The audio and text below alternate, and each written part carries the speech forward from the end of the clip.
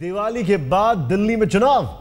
दिवाली त्योहार वैसे तो संस्कृति से जुड़ा है, लेकिन इस बार इस त्योहार से बीजेपी की राजनीति के दो अहम फैसले जुड़े हैं। सूत्रों की माने तो एक तरफ बीजेपी महाराष्ट्र में दिवाली के बाद सरकार बनाने का दावा पेश करेगी, तो दूसरी तरफ दिल्ली में बीजेपी दिवाली के बाद चुनाव कराने की सिफारिश करेगी। उपराज्यपाल से यह सिफारिश होगी। सूत्रों की माने तो दिवाली के बाद मुलाकात करके विधानसभा भंग करने की सिफारिश करेंगे। यानी महाराष्ट्र हरियाणा की जीत से दिल्ली बीजेपी के हौसले बुलंद हैं और अब तो दिल्ली में चुनाव के लिए तैयार है।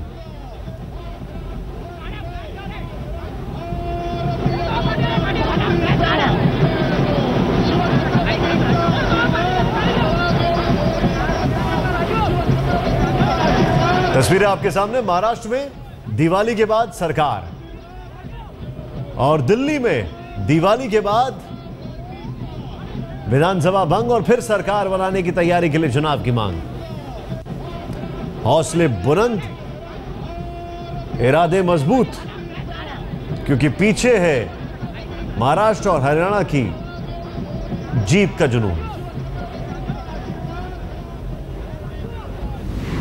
इस बीच दिल्ली में चुनाव को लेकर राजनीति गर्म हो गई है। आम आदमी पार्टी बीजेपी को बार बार चैलेंज कर रही है कि वो मोदी लहर का टेस्ट दिल्ली में करके देख ले। तो बीजेपी इस पर कह रही है कि दिल्ली में मोदी का असर पहले से ही है। एक्चुअली फायदा नहीं उठा रही है। मुझे लगता है कि ये बीजेपी के फायदे की बात उतना नहीं है जितना दिल्ली के जनता के फायदे की बात है कि यहाँ जल्दी से जल्दी एक चुनाव करा के और लोकप्रिय सरकार आए। हरियाणा में, महाराष्ट्र में जिस प्रकार से लोगों ने इस सरकार में विश्वास जताया है, 4 महीने की कार्यवाही पे जैसा विश्वास जताया है, मैं शुरू से बोलता रहा हूँ कि दिल्ली में एक बार चुनाव हो जाना चाहिए ताकि जितने बहुरूपीय थे, जो जिनका सब मेकअप वेकअप खुल चुका है, आम आदमी पार्टी जैसे लोगों का, कांग्रेस का तो पहले से जो हाल है सारा लोग देख रहे हैं। ये बहुत अच्छा समय है जब दिल्ली में चुनाव करा कि यहाँ भी एक लोकप्रिय सरकार शुरू हो जानी चाहिए जिससे दिल्ली के जनता को फायदा हो। देखिए, बीजेपी तो बहुत दिनों से इस कोशिश में है कि वो दिल्ली के अंदर चोर दरवाजे से सरकार बनाए, लेकिन कई कोशिश क्यों नाकामयाब रहे। और अब एक तरीके से कह सकते हैं लोगों के अंदर थोड़ा गुस्सा भी इस बात को लेकर यह है। जहाँ तक आम आदमी पार्टी की तैयारी का सवाल है, हम चुनाव के लिए तैयार हैं, सांगठनिक स्तर पर भी और नेतृत्व के स्तर पर भी, मुद्दों के स्तर पर भी।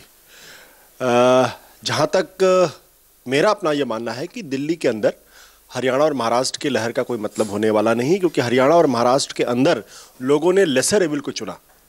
वहाँ पर कोई क्रिटिकल फेस ऑल्टरनेट के तौर पर नहीं था।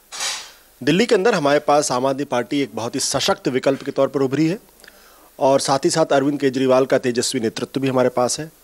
दिल्ली वालों के सामने जब सवाल ये खड़ा होगा कि वो अरविंद केजरीवाल को चुनेंगे या फिर जगदीश मुखी को, तो आप शहर के और अपने घर के बाहर किसी भी 10 आदमी से पूछ लीजिएगा और ये बात बिल्कुल स्पष्ट हो जाएगी कि लोगों की पसंद अरविंद केजरीवाल है और उनके बीच में और जगदीश मुखी के बीच में किसी तरीके की कोई मुकाबला ही नहीं।